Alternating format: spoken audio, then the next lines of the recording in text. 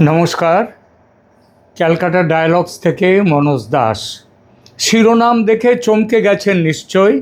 ভাবছেন এই ইউটিউবার পাগল। পাগল না হলে কি বলে কেউ যে ডায়মন্ড হারবার, যেখানে অভিষেক ব্যানার্জি জিতে ওয়ার্ল্ড রেকর্ড তৈরি করেছেন প্রায় 7.5 লাখ ভোটে জিতে, সেইখানে তৃণমূল 7টা বিধানসভার 7টাতেই নাও অন্তত 6টাতে হারবে, এমন কথা বলে? না স্যার, আমি পাগল নাকি অন্য কেউ পাগল হয়েছে বা হতে যাচ্ছে, সে বিচারটা এপিসোড পুরো শুনে টুনে তারপরে ঠিক করবেন। আর সেটা করতে গেলে পুরো এপিসোড শুনতে হবে, মাঝপথে চলে যাবেন না। এবং শোনার পর পছন্দ না হলে আমায় পাগল বলবেন, আর পছন্দ হলে লাইক দেবেন, কমেন্ট করবেন, চ্যানেল সাবস্ক্রাইব করে পাশে থাকবেন। ঠিক আছে, আসা যাক পয়েন্টে। পুরো দক্ষিণ 24 পরগনা তৃণমূল কংগ্রেসের দুর্ভেদ্য দুর্গ, এটা সবাই জানে।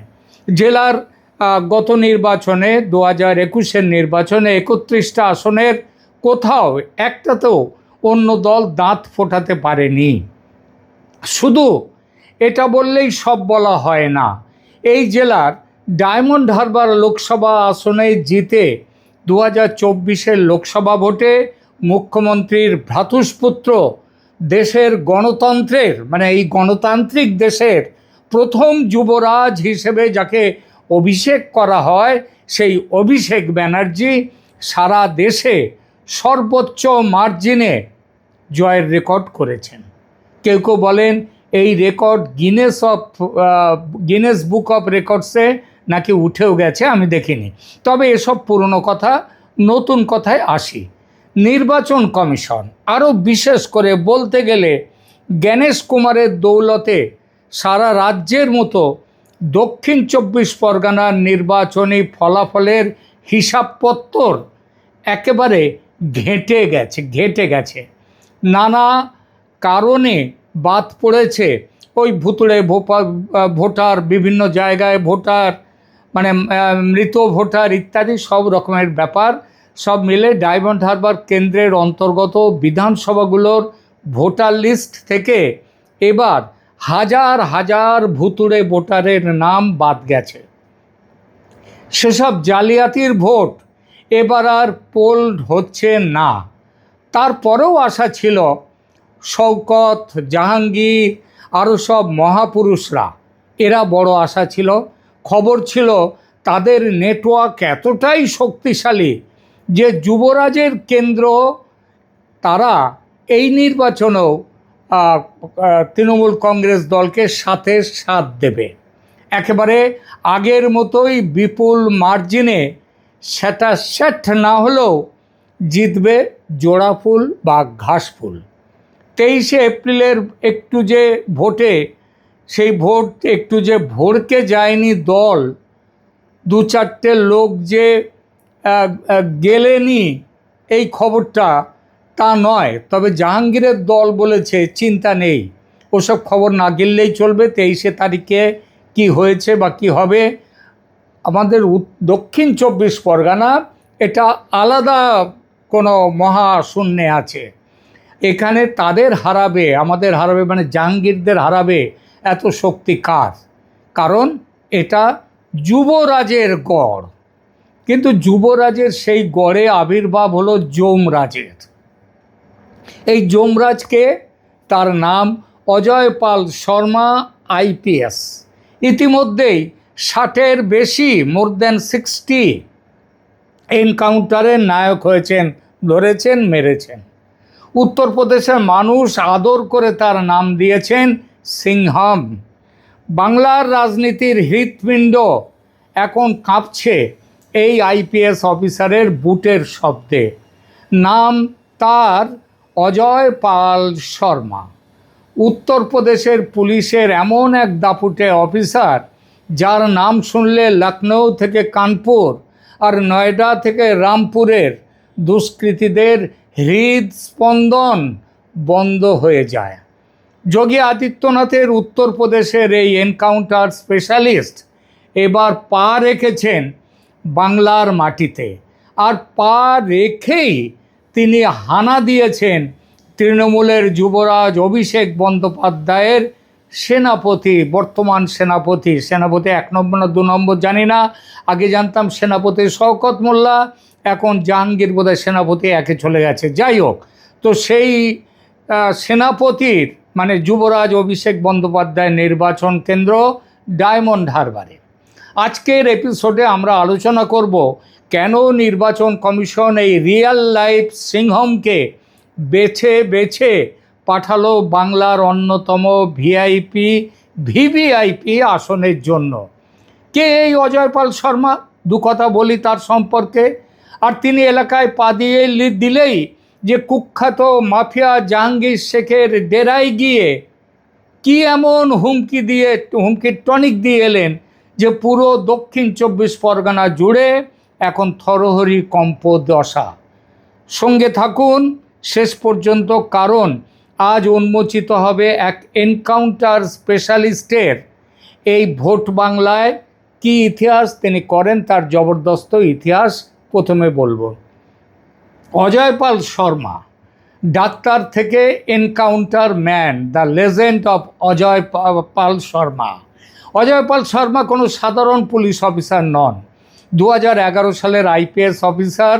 অজয় পালের আদি বাড়ি পাঞ্জাবের লুধিয়ানায়। কিন্তু আপনারা কি জানেন পুলিশের উর্দিতে আসার আগে তিনি কি ছিলেন? তিনি ছিলেন একজন পেশাদার ডেন্টিস্ট, অর্থাৎ দাঁতের ডাক্তার। ভাবুন একবার, হাতে যার থাকার কথা ছিল ড্রিল মেশিন আর স্কেলার, তার হাতে আজ গর্জে ওঠে সার্ভিস রিভলভার। 2011 সালে তিনি যখন ইউপি ক্যাডারে জয়েন করেন তখন থেকেই তার কাজের ধরন ছিল সোজা সাপটা। অপরাধীদের জন্য কোনো মায়া দয়া নেই। শামলি, নয়ডা, জৌনপুর, রামপুর যে জেলাতেই তিনি গেছেন, অপরাধীরা হয় জেলে গেছে আর না হয় বেহেস্তে। বেহেস্তে কেন যাবে তারা যাবে দোজখে। উত্তরপ্রদেশের সাধারণ মানুষ ভালোবেসে তাকে ডাকেন সিংহম নামে, মানে সিংহ। তার ভাইও একজন আইএএস অফিসার, অর্থাৎ প্রশাসনের রন্ধ্রে রন্ধ্রে রয়েছে তার পরিবারের কর্তৃত্ব। কিন্তু অজয়পাল শর্মা বিখ্যাত তার নিশানার জন্য। বলা হয় তিনি এমন একজন অফিসার যিনি নিজেই বন্দুক হাতে অপারেশনে ঝাঁপিয়ে পড়েন। অজয়পাল শর্মার ক্যারিয়ারে এনকাউন্টারের সংখ্যা চমকে যাওয়ার মতো। পরিসংখ্যান বলছে, যে কথাটা একটু আগে বলেছি, তার উপস্থিতিতে উত্তরপ্রদেশে 60টির বেশি হাই প্রোফাইল এনকাউন্টার হয়েছে, যার মধ্যে অন্যতম ছিল 2019 সালের রামপুরের সেই নারকীয় ঘটনাটি। 6 বছরের এক শিশুকন্যাকে ধর্ষণ ও খুনের দায়ে অভিযুক্ত নাজমুলকে তাকে ধরার জন্য তিনি যখন বেরোন তখন সেই অপরাধী পালাতে চেয়েছিল। অজয়পাল শর্মা পিছু ছাড়েননি, সরাসরি গুলির লড়াই, এবং শেষ পর্যন্ত সেই অপরাধীর পায়ে গুলি লেগে ধরা পড়া, এবং তার আর বাঁচেনি। রামপুরের মানুষ আজও সেই বীরত্বের কথা ভোলেনি। শুধু তাই নয়, কাইরানার বিখ্যাত মুকিম কালা গ্যাংয়ের কোমর যদি কেউ ভেঙে থাকেন তবে তিনি এই অজয়পাল শর্মা। নয়ডায় পোস্টিং থাকাকালীন তিনি সাধারণ মানুষের কাছে একেবারে দেবদূত, মাসিয়া হয়ে উঠেছিলেন। এমনকি যখন দুর্নীতিবাজ পুলিশ অফিসারদের তালিকা তৈরি করেছিলেন তিনি, তখনও তার দাপটে বাঘা বাঘা পুলিশ অফিসার নেতারা পিছু হটতে এবং রাজনৈতিক নেতারা পিছু হটতে বাধ্য হয়েছিল। কেন তাকে বাংলার ডায়মন্ড হারবারে পাঠানো হলো? উত্তরটা স্পষ্ট। যে ডায়মন্ড হারবারে, যে রাজ্যে, শুধু ডায়মন্ড হারবার কেন, সর্বত্র যেখানে ভোট মানেই সন্ত্রাস, ডায়মন্ড হারবার কিঞ্চিত বেশি, সেখানে প্রশাসনের দরকার একজন আয়রন ম্যান। আর অজয়পাল শর্মা সেই আয়রন ম্যান। তিনি সেই অভাব পূরণ করতেই এসেছেন। এলাকায় পা রেখেই সিংহম অজয়পাল পৌঁছে গেছেন জাহাঙ্গীর শেখের ডেরায়। আর সেই একবার গিয়ে যা বলে এসেছেন শুনে পুরো জেলা জুড়ে এক শিবিরে, মানে তৃণমূল কংগ্রেসের শিবিরে কান্নার রোল, তো আর এক শিবির মানে বিরোধীদের শিবিরে আনন্দের উচ্ছ্বাস। জাহাঙ্গীর, তিনি যখন বাড়িতে গিয়েছিলেন জাহাঙ্গীর বাড়িতে ছিল না। এমন অসময়ে তার আগমনে বিরক্ত হয়ে সন্দেশখালীর শাহজাহান শেখের বাড়ির মেয়েরা, পাড়ার মেয়েরা, গ্রামের মেয়েরা তারা তৈরি ছিল, তারা ঝাঁটা হাতি লাঠি নিয়ে রাস্তায় নেমেছিল। এই অজয়পাল শর্মার এখানে কিন্তু রাস্তায় আর নামেনি, সে সাহস চলে গেছে টিএমসি গুন্ডাদের। ফলে অজয়পাল শর্মা যখন গেলেন তখন এলাকায় পাতা নড়লেও শব্দ পাওয়া যায়নি। এমন শান্তির পরিবেশে দলবল নিয়ে গিয়ে অজয়পাল শর্মা বলে এলেন, কি করলেন তিনি স্পেশাল পুলিশ অফিসার হিসেবে, অবজারভার হিসেবে এসেই যে কাজটি করলেন সেটা গিয়ে জাহাঙ্গীর শেখকে ভয় দেখিয়ে আসা। যদিও জাহাঙ্গীর আগেভাগেই চম্পট দিয়েছিল, কিন্তু অজয়পাল শর্মা যে বার্তা তার পরিবার আর সাঙ্গপাঙ্গদের দিয়ে এসেছেন তা বাংলার ইতিহাসে বিরল। একদম উত্তরপ্রদেশের স্টাইলে তিনি শাসিয়ে এসেছেন, মাদরামি করলে এমন ওষুধ পড়বে যে পস্তাতে হবে পরে। এক ঝলক দেখে নিন সেই দৃশ্য কি তিনি বলে এলেন। ये जहांगीर के घर वाले भी खड़े हैं, उसको बता देना कायदे से। ये बार बार जो खबरें आ रही हैं कि उसके लोग धमका रहे हैं, तो फिर अच्छे से खबर लेंगे, फिर बाद में रोना पछताना मत। आसपास के जितने भी लोग हैं अच्छी तरह से समझ लें कि अगर किसी ने बदमाशी करी तो उनका कायदे से इलाज किया जाएगा। फिर अगर कहीं से खबर आ गई कि किसी ने कोई खुराफात करने की, किसी को परेशान करने की कोशिश की है, तो फिर उसकी खबर फिर अच्छे से लेंगे हम। ये जहांगीर के घर वाले भी खड़े हैं, उसको बता देना कायदे से। ये बार बार जो खबरें आ रही हैं कि उसके लोग धमका रहे हैं, तो फिर अच्छे से खबर लेंगे, फिर बाद में रोना पछताना मत। পস্তাতে হবে, শুনলেন? এই পস্তাতে হবে মানে বুঝতে দক্ষিণ 24 পরগনার কোনো অফিসারের কোনো মাফিয়ার আর বাকি নেই। উত্তরপ্রদেশে এই ওষুধ মানে হলো পায়ে কিংবা গায়ে কিংবা মাথায় যখন যেমন খুশি, যেমন অবস্থা, পুলিশের গুলি মেরে ফেলো, অথবা মারাত্মকভাবে আহত করে ধরো, অথবা হাতকড়া নিয়ে সরাসরি জেলে পাঠাও। কপাল খারাপ হলে দুনিয়া টাটা বাই বাই। তাই এই এনকাউন্টার স্পেশালিস্টের এই উপস্থিতিতে এলাকা জুড়ে শোরগোল পড়ে গেছে ডায়মন্ড হারবার লোকসভা কেন্দ্রের। জাহাঙ্গীর শেখ কি আদৌ ভোটের দিন দেখা দেবে? তিনি আবার প্রার্থী, আইন অনুযায়ী দেখা দেওয়ার জন্য বাইরে আসতেই পারেন, ঘুরতেই পারেন, কিন্তু মনে রাখতে হবে অজয়পাল শর্মার ভয়ে আশা করা যায় তিনি কিন্তু গতকালও তিনি কিন্তু প্রচার করেননি, প্রচারে বেরোবার সাহস নেই। তিনি কি এলাকা ছাড়া হয়েই থাকবেন? প্রথম দফা নির্বাচনে মানুষ দেখেছে ব্যাপক কেন্দ্রীয় বাহিনীর দাপট, আর দ্বিতীয় দফায় অজয়পাল শর্মার মতো অফিসারদের দায়িত্ব দিয়ে নির্বাচন কমিশন বুঝিয়ে দিয়েছে কোনো প্রকার রিগিং বা ছাপ্পা ভোট বরদাস্ত করা হবে না। পুরো দক্ষিণ 24 পরগনা আজ নিশ্ছিদ্র নিরাপত্তার চাদরে ঢাকা। গ্রামের মানুষ, যাদের বিশেষ করে হিন্দুরা, যাদের এতদিন ভোট দেওয়ার সাহস ছিল না, ভয় পেত ভোট দিতে যেতে, তারা আজ অজয়পালের নাম শুনে ভরসা পেয়েছে। তারা দল বেঁধে যাবে কাল ভোট দিতে। অজয়পাল শর্মা স্পষ্ট করে দিয়েছেন তিনি বাংলার কোনো রঙের রাজনীতি বোঝেন না। তার কাছে অপরাধী মানেই অপরাধী। জাহাঙ্গীর শেখরা যদি ভেবে থাকে তারা ভয় দেখিয়ে ভোট লুট করবে, তবে মনে রাখা দরকার উল্টো দিকে দাঁড়িয়ে আছেন উত্তরপ্রদেশের সেই জমদূত, যার হাতে অপরাধীরা কোনো দিন রেহাই পায়নি। এখন দেখার ভোটের দিন অজয়পাল শর্মা আর কি চমক দেন। জাহাঙ্গীর শেখ কি সত্যিই কোনো টনিক খাবে, নাকি ইতিহাসের পাতায় আরও একটি সফল অপারেশনের নাম যুক্ত হবে অজয়পাল শর্মার ক্যারিয়ারে। এবার একটু পরিসংখ্যানে আসা যাক, কেন ডায়মন্ড হারবারের 7টা কেন্দ্রের 7টাতেই, অন্তত 7টা না 6টাতে জিতবে ভারতীয় জনতা পার্টি, কেন সেটা একটু দেখা যাক কোন হিসাবে ডায়মন্ড হারবার কেন্দ্রের 7 বিধানসভা আসন, না হলেও যেটা বললাম তৃণমূল কংগ্রেসের ঘটি কিভাবে উপুড় হয়ে যায়। অধিকাংশ মানুষের ধারণা এবং মাফিয়াদের নাম গোত্র দেখে সাধারণ মানুষ মনে করে যে ডায়মন্ড হারবারের 7 কেন্দ্রে মমতার দল জিতে যায় ধর্মীয় সংখ্যাধিক্যের কারণে। মানুষের ভুল ধারণা যে মুসলমানদের সংখ্যা ওখানে বেশি, সেই জন্য তারা জিতে যায়, অর্থাৎ মুসলমানরা সংখ্যাগুরু, সুতরাং সেই জন্যেই দুধের গাইদের দল যেটা এখন তৃণমূল কংগ্রেস, তাদের জয়। এটা একেবারেই ভুল ধারণা। কীরকম? তাহলে শুনুন। দেখুন, মালদা মুর্শিদাবাদে যদি বিজেপি জেতে, তাহলে, কারণ সেখানে তো প্রচুর সংখ্যায় মুসলিম সংখ্যাধিক্য, সেখানে যদি জিততে পারে বিজেপি কিছু সিটে, তাহলে ডায়মন্ড হারবার, দক্ষিণ 24 পরগনার ডায়মন্ড হারবারের সেখানেও জিতবে। তার কারণ সেখানে হিন্দুদের সংখ্যা।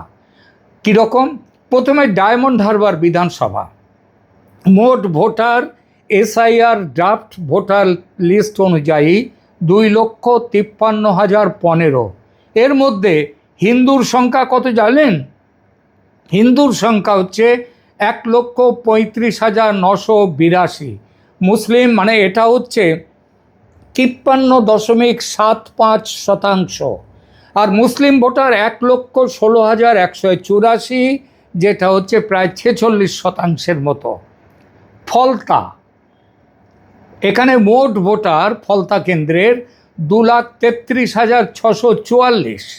তার মধ্যে হিন্দুর সংখ্যা হচ্ছে 2,33,000-এর মধ্যে 1,51,529, বা প্রায় 65%, 64.86। আর মুসলমানের সংখ্যা 81,776, যা মোট ভোটারের 1/3 একটু বেশি, 35%। মানে হিন্দু কতটা সংখ্যাগরিষ্ঠ এখানে ভাবুন। সাতগাছিয়া, মোট ভোটার 2,61,320, তার মধ্যে হিন্দু 1,70,445, মানে 65%-এর বেশি। আর মুসলিম 89,907 জন, বা 34.41%, অর্থাৎ হিন্দু ব্যাপকভাবে সংখ্যাগুরু। বিষ্ণুপুর কেন্দ্র, মোট ভোটার 2,72,720। এর মধ্যে হিন্দুর সংখ্যা 1,72,441, যা মোট ভোটারের 63.23%। আর মুসলিম ভোটার 92,275, যা মোট ভোটারের 33.84%। অর্থাৎ এখানেও প্রায় 2/3 হিন্দু, 1/3 মুসলিম। মহেশতলা কেন্দ্র, মোট ভোটার 2,47,741। তার মধ্যে হিন্দুর সংখ্যা 1,66,812, যা প্রায় 67.32%, অর্থাৎ 2/3 থেকেও প্রায় 2% বেশি। মুসলমান 66,001, বা 26.64%। হিন্দু এখানে ব্যাপকভাবে সংখ্যাগুরু। কেন্দ্র বজবজ, মোট ভোটার 2,38,392। এর মধ্যে হিন্দু 1,45,375, বা 60.98, মানে প্রায় 61%। আর মুসলিম হলো 92,523, বা 38.81, বা 39%। মেটিয়া বুরুজ, মানে এখানেও হচ্ছে হিন্দু ব্যাপকভাবে সংখ্যাগুরু। মেটিয়া বুরুজ, এটা হচ্ছে মোট ভোটার 2,24,227। এর যে সংখ্যাটা আমি এই মুহূর্তে জোগাড় করে উঠতে পারিনি, সেখানে নেই, আমি যেখান থেকে পেয়েছি একমাত্র এই কেন্দ্রটাই শুনেছি মুসলিম ভোটারের কিছুটা সংখ্যাধিক্য আছে। তাহলে 7-এর মধ্যে 6টা বিজেপির সংখ্যাগুরু, একটি কাছাকাছি, মানে প্রায় দুজনে প্রায় সমান সমান। কি বুঝলেন? যেভাবে হিন্দু ভোটের মেরুকরণ হয়েছে এবার, যেভাবে নির্বাচন কমিশন মানুষের মন থেকে ভয় দূর করে স্বচ্ছ ভোটের ব্যবস্থা করেছে, যেভাবে এসআইআর প্রক্রিয়াতে তৃণমূলের জালিয়াতি বন্ধ হয়েছে, তাতে কি বুঝতে অসুবিধা হয় এই ভোটে কি হবে? সেকুলার হিন্দুদের মধ্যে তো আবার কিছু সেকুলার থাকে, মুসলিমদের মধ্যে সেকুলার থাকে না, তারা শুধু মুসলিমই থাকে। সেকুলার হিন্দুরা আবার হিন্দু ধর্মের নাম শুনলে রেগে যায়, কিন্তু মুসলিম ধর্মের সাথে তাদের আঁতাত খুব ঘনিষ্ঠ। তো সেকুলার হিন্দুদের সংখ্যা বড়জোর 2 থেকে 3%, 5%, তার বেশি না। আর 5% বড়জোর যারা তৃণমূল এবং সেকুলারদের দলে টলে আছে, এই চটিচাটারা আছে আরও 5%। তাহলে সব মিলে কত হলো? খুব বেশি হলে 10 থেকে 12% হিন্দু তারা মেরুকরণের বাইরে আছে, খুব বেশি হলে। তাহলে ওই যে 65-67% হিন্দুরা আছে ডায়মন্ড হারবারের বিভিন্ন কেন্দ্রে, তা থেকে 10% বাদ দিয়ে দিন। বাদ দিলে কত থাকে? কমপক্ষে 55 থেকে 57% হিন্দুর ভোট পাবে বিজেপি। তাহলে কালীঘাটের বস্তির যুবরাজ, বর্তমানে গিনেস বুক অব রেকর্ডসের রেকর্ডধারী অভিষেক ব্যানার্জির লোকসভা কেন্দ্রে, সেখানে বিজেপির হেরে যাওয়ার কি কোনো কথা উঠতে পারে? আমার ধারণায় তো উঠতে পারে না। এবং যে ট্রেন্ড দেখা যাচ্ছে, সেই ট্রেন্ড বলছে যে সেখানে মানে এই ট্রেন্ডই থাকবে ডায়মন্ড হারবারেও। সকালেই ডায়মন্ড হারবারের আমার এক মুসলিম বন্ধুর সাথে দেখা হয়েছিল, কথা হয়েছিল ফোনে। তার কাছে খবরটা জানতে চাইলাম যে ডায়মন্ড হারবার অঞ্চলে কি চলছে। তিনি রাজনীতির মানুষ এবং তিনি করেন কি, তিনি তৃণমূলও করেন না, বিজেপিও করেন না, তিনি করেন communist party of India, Marxist, CPM. তাকে, যদিও আমার সাথে তার সম্পর্কটা বন্ধুত্বের, তাকে জিজ্ঞেস করলাম কি হবে ভাই, কীরকম হাওয়া বুঝছেন? তিনি একদম এই কথাটি বললেন, ডায়মন্ড হারবারের রেজাল্ট এবার চমকে দেওয়ার মতো হবে, 7 হলেও অবাক হবেন না। তাই আমি বললাম 7 কতটা স্পষ্টভাবে বলুন, 7 কটা পাবে? উনি বললেন 6টা অবশ্যই, যেটা আমি একটু আগে বললাম। আর একমাত্র একটি সেটে, একটি আসনে, শেষ আসনটি যার নাম করলাম, সেটা হচ্ছে মেটিয়া বুরুজ। একমাত্র মেটিয়া বুরুজেই একটু অন্যরকম কিছু হতে পারে, তাছাড়া আর কিছু হবে না। সুতরাং এই হবে ডায়মন্ড হারবারের রেজাল্ট। প্রিয় দর্শক, আপনাদের কি মনে হয় একজন এনকাউন্টার স্পেশালিস্ট আইপিএস অফিসার কি পারবেন ডায়মন্ড হারবারে নিরপেক্ষ ভোট করাতে ভোটের দিন? কমেন্ট করে অবশ্যই জানাবেন। আজকের ভিডিওটি ভালো লাগলে লাইক করুন, শেয়ার করুন সেই বন্ধুদের সাথে যারা ভাবছে ভোট দিতে যাবে কি না, এখনও ভাবছে। অজয় পাল শর্মার বীরত্বের জন্য এই ভিডিওতে একটু সাবস্ক্রাইব তো বানতাই হি হ্যায়। এবং মনে রাখবেন, শুধু অজয় পাল শর্মা নয়, একদম জ্ঞানেশ কুমার নির্বাচন কমিশন থেকে শুরু করে একদম এই যে মাঠ পর্যায়ে যাদের দেখা যাচ্ছে, যাদের মধ্যে একটি বড় নাম অজয় পাল শর্মার কথা বললাম, তাদের যেভাবে স্বচ্ছ ভোট নিশ্চিন্ত করতে এবার এগিয়ে এসছেন, তাতে আমার দৃঢ় বিশ্বাস ডায়মন্ড হারবারে বিজেপি 7-6 অবশ্যই। বাকি একটি কেন্দ্র মেটিয়া বুরুজে হাড্ডাহাড্ডি লড়াই, যে কেউ জিততে পারে। দেখা হবে পরের এপিসোডে। ততক্ষণ সতর্ক থাকুন, সুস্থ থাকুন, ভোট দিন আগামীকাল অবশ্যই। নমস্কার।